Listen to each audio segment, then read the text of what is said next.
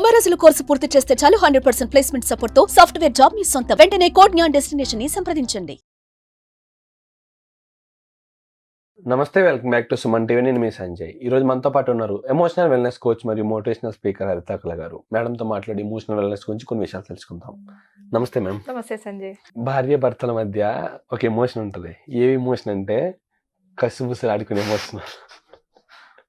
ఇంట్లో సంథింగ్ ఏదైనా financial problem వస్తే మిస్సెస్ కసుబుసం అంటారు భర్త మీద. కానీ కొన్ని విషయాల్లో భర్తలు భార్యల మీద అరవడం కానీ, కోప్పడడం కానీ, చిరాకు పడడం కానీ జరుగుతాయి. మేజర్గా ఇవన్నీ చూసుకుంటే భర్తలు ఎక్కువ భార్యల మీద చేస్తుంటారు. వేరే సెషన్ లో మాట్లాడుకుందాం కానీ భార్యల గురించి, ప్రజెంట్ భర్తల గురించి మాట్లాడుకుందాం.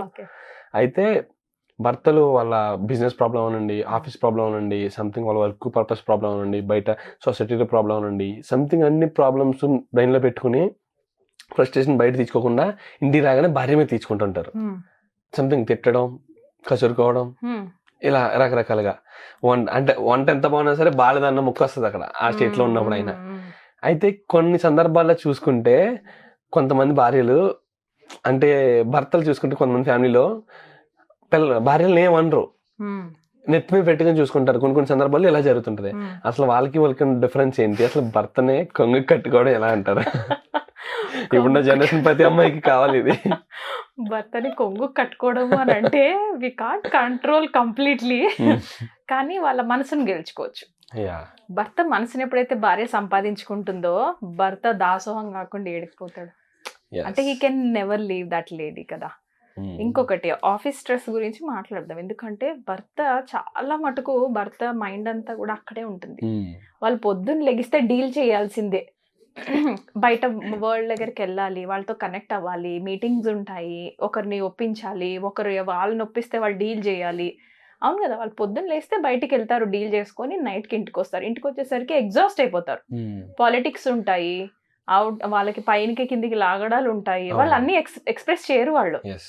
సో వాళ్ళకి వచ్చిన ఫ్రస్ట్రేషన్ కొన్నిసార్లు బాస్ ఏమైనా అంటాడు, ఆయన డైరెక్ట్ గా అనలేరు, లోపల దాచుకుంటారు. తిరిగి వచ్చిన తర్వాత ఒక మాట నేను అన్నా పడేవాళ్ళు ఎవరు అని వెతుకుతాం అందరం కూడా, అవునా కదా. సో అప్పుడు భార్య కనబడుతుంది భర్తకి. అలాంటి భర్తలు ఏం చేస్తారంటే, నా భార్యే నన్ను అర్థం చేసుకుంటదిలే, ఇది నన్ను వదిలి వెళ్ళదులే అన్న కాన్ఫిడెన్స్ ఎప్పుడైతే ఉంటుందో అప్పుడు ఆ భర్త కూడా నోటెమట 2-3 మాటలు వదిలేస్తాడు. ఖచ్చితంగా ఇది తప్పని నేనేమనను, అలా అందరూ ఇలా ఉంటారని నేను అనను. అది వాళ్ళు అలా నేర్చుకున్నారు, వాళ్ళ నైజం అట్లా తయారైంది. మేబీ వాళ్ళు అదే చూసారు, లేదా వాళ్ళకి అంతే తెలుసు. నేనేమంటానంటే భర్తలు కొంచెం స్ట్రెస్ పైన వర్క్ చేయాలి సంజయ్. బికాజ్ వైఫ్ ఒక్కటే ఇది కొంగున కట్టేసుకోలేదు.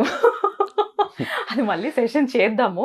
కానీ మా హస్బెండ్ ఒకటి మంచి మాట చెప్పారు, I want to show this. ఇప్పుడు ఇలా బాటిల్ ఉంది వాటర్, ఓకే, 1 లీటర్ బాటిల్ అనుకుందాం సపోజ్. నేను ఇలా పట్టుకొని ఉన్నాను నా చేతిలో, నేను ఇలా ఎంతసేపు ఉండగలను? Maximum 10 minutes. ఎలా ఎంతసేపు? 10 minutes, 15 minutes. నేను ఎంతవరకు అది పట్టుకోవాలనుకుంటే అంతవరకు పట్టుకోగలను. అలానే ఇప్పుడు హస్బెండ్ ఆఫీస్ నుంచి ఇంటికి వచ్చేటప్పుడు ఆ స్ట్రెస్ ని అక్కడే వదిలిపెట్టాలా, అది అలా క్యారీ చేసి ఇంటి దాకా తీసుకొచ్చి ఆ స్ట్రెస్ ని మా వైఫ్ కి ఇవ్వాలా? ఇక్కడ స్ట్రెస్ కంట్రోల్ అనేది భర్తకు మాత్రం చెప్తున్నారు.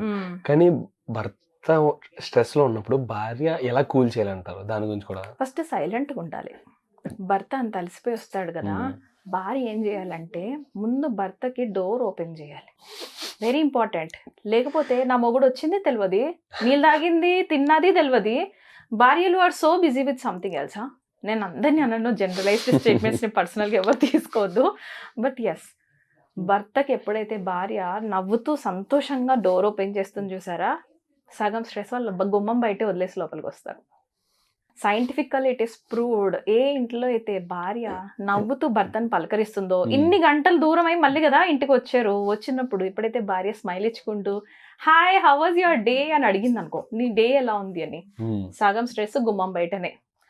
యా ఇది పర్లేదు బానే ఉంది అనుకుంటూ వాళ్ళ థింకింగ్ లో సగం వదిలేస్తారు. లోపలికి రాగానే if you can hug, very important. Indian system కాబట్టి చుట్టుపక్కల మన పిల్లలు ఉంటారని మనకు ఫీలింగ్ ఉంటుంది, లేకపోతే అయ్యో అత్తమామలు ఉన్నారు అనిపించిన వాళ్ళు జనరల్గా హగ్ చేసుకోవడం, అట్లీస్ట్ గివ్ ఇట్ సెకండ్. మనం ఎందుకు హ్యూమన్ టచ్ ఎందుకు తెలుసా ఇంపార్టెంట్, మనం టెంపరేచర్ ట్రాన్స్ఫర్ అవుతుంది ఒకరి నుంచి ఒకరికి.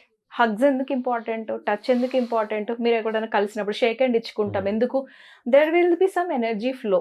నా నుంచి నీకు, నీ నుంచి నాకు ఒక ఎనర్జీ ఫ్లో జరుగుతుంది ఆ టచ్ వచ్చినప్పుడు, రైట్? ఫిజికల్ కాంటాక్ట్ అందుకే చాలా ఇంపార్టెంట్. నువ్వు అట్లీస్ట్ షేక్ హ్యాండ్ ఇవ్వచ్చు కదా. యాక్చువల్గా భర్త ఇంటి నుంచి వచ్చిన తర్వాత కిస్ చేయాలంట వైఫ్. సరే ఇండియన్ సిస్టంలో అంత సీన్ లేదు, అట్లీస్ట్ హగ్ కూడా ఛాన్స్ లేదు, అట్లీస్ట్ ఆ షేక్ హ్యాండ్ యా, ఒక షేక్ హ్యాండ్ కూడా ఇవ్వలేమా? దీనివల్ల ఏమవుతుంది, వాళ్ళు 75% స్ట్రెస్ అక్కడే వెళ్ళిపోతుంది. అవును, ఇంక నువ్వు ఆటోమేటికల్గా 75% మీ ఆయన గెలుచుకున్నట్టే కదా, కొంగును కట్టుకున్నట్టే కదా. ఒకరోజు చేసి వదిలేదు. Consistency matters. నీ మూడ్ బాగున్నా బాగోకపోయినా, మీ ఆయన నీతో మంచిగా మాట్లాడుతున్నా మాట్లాడకపోయినా, నువ్వు నీ రెస్పాన్సిబిలిటీ ప్రకారంగా రోజు ఈ హ్యాబిట్ చేసుకోండి. ఈ ఒక్క హ్యాబిట్ నుంచి 30 days తర్వాత మేడం, ఎస్ మేడం, ఈ ఒక్కటే నేను హ్యాబిట్ చేసుకున్నాను, నా లైఫ్ ఎంత ఇంప్రూవ్ అయింది తెలుసా మేడం అంటారు. Yeah, this is not fake it until you make it. ఇదేం ఫేక్ కాదు, రియల్ గానే చెయ్యండి. నేను fake it until you make it smile దగ్గర వాడతాను, దీంట్లో fake it until you make it వాడద్దు. ఇక్కడ బీ యువర్ సెల్ఫ్. హార్ట్ఫుల్ గానే ఓపెన్ చేసాట. కొంగు కట్టుకోకపోతే ఇంకెక్కడ కట్టుకుంటాడు? మీ వెనకాల తిరుగుతారు. దే విల్ కేర్ బికాస్ ఎందుకంటే మనం కేర్ నేర్పిస్తున్నాం. ప్యారలల్ గా హస్బెండ్ కి నేను ఇంత కేర్ ఇస్తూ ఏం నేర్పిస్తున్నా, నాకు కూడా అంత కేర్ కావాలి. నెక్స్ట్ టైం చూడండి, ఇప్పుడు ఇలా హ్యాబిట్ చేసాము, సపోజ్ నేను బయట నుండి ఇంటికి వచ్చాను, don't you think my husband will do the same? అంటే మనం ట్రైనింగ్ ఇస్తున్నాం ప్యారలల్ గా, వాట్ ఈస్ రైట్, నాకేం నచ్చుతుందో మనం డిజైన్ చేసుకుంటున్నాం. ఇది ఎక్కువ చేసే కొద్దీ ఆబ్వియస్లీ భర్త మనకి మ్యాగ్నెట్ గా మనం వెనకాల తిరగకపోతే ఇంకెక్కడికి వెళ్తాడు? యా, ఇంకొకటి వెరీ ఇంపార్టెంట్, ఆడపిల్ల ఎప్పుడు కూడా ఏడవద్దు. భార్యలు చేసే తప్పేంటి తెలుసా? భర్త ముందు ఏడవటం. మరి ఎవరితో ఎక్స్ప్రెస్ చేసుకోవాలి మేడం? వాడి వల్లనే ఏడుస్తున్నాను నేను, వాడి కోసం, వాడికి చెప్తే ఇంకెవరికి చెప్పాలి నేను అని అంటారు. వాడు అని నా దగ్గరే సంభోషిస్తున్నారంటే ఇక వాళ్ళు భర్త ముందు ఇంకెన్నో అంటున్నారు, నా దగ్గర కొంచెం కంట్రోల్ చేసుకుని అంటారు. కుక్క నక్క సిగ్గులేని గాడిద అని ఫోన్ చేసింది ఒకరోజు, భర్తని పక్కనే పెట్టుకుని ఒక ఆవిడ నాకు. భర్తని అంత బాధ, అంత భయంకరంగా నువ్వు ఆల్రెడీ మైండ్లో అన్ని తిట్టుకుంటూ ఉంటే ఇంకా మ్యాగ్నెటిక్ ఎనర్జీ ఏముంటుంది సంజయ్ రిలేషన్షిప్లో? నా తలకాయ నా డోంట్ సే దాట్. మనం ఏది ఆలోచిస్తామో అదే మళ్ళీ మ్యాగ్నిఫై చేసుకుంటాం వాళ్ళ దగ్గర. So don't use these words. భర్తని ఎప్పుడు కూడా మనసులోనే, మన మైండ్లో చాలా పెద్ద పొజిషన్ ఇవ్వండి. వాళ్ళే మన లోకం, ఆయనే నా లోకం అని మనం ఎప్పుడైతే చేస్తామో మన వైబ్రేషన్స్ ఏం వెళ్తాయి? వాళ్ళకు కూడా మనం ఏం ట్రైన్ చేస్తున్నాము, వాళ్ళ లైఫ్లో కూడా నన్ను ప్రయారిటీ పెట్టుకోండి అని నేర్పిస్తుంటాం. అది ఎలా అవుతుంది? నేను ప్రయారిటైజేషన్ లిస్ట్లో ఫస్ట్లో పెట్టుకున్నప్పుడు అవుతుంది. అంతేగాని పొద్దున్న లెగిస్తే మా అమ్మతో మాట్లాడినాక నీతోని నువ్వు లిస్ట్లో లాస్ట్లో ఉన్నావు నేనే బిహేవ్ చేసినాను అనుకో, వాళ్ళు కూడా నేను లిస్ట్లో లాస్ట్లో పెడతారు. 9 o'clock కల్లా నా ఇంట్లోకి మా ఆయన వచ్చేలాగా చూడు అంది ఒకరోజు నాకు ఫోన్ చేసి ఒక. నేను అడిగినా, ఓకే 9 కల్లా మీ ఆయన రావట్లేడు అని అంటే, సరే నేను ట్రై చేస్తానమ్మా, నేను మాట్లాడతాను. ఎప్పటి నుంచి ఇట్లా రావట్లేరు మీ ఆయన 9 కల్లా నైట్?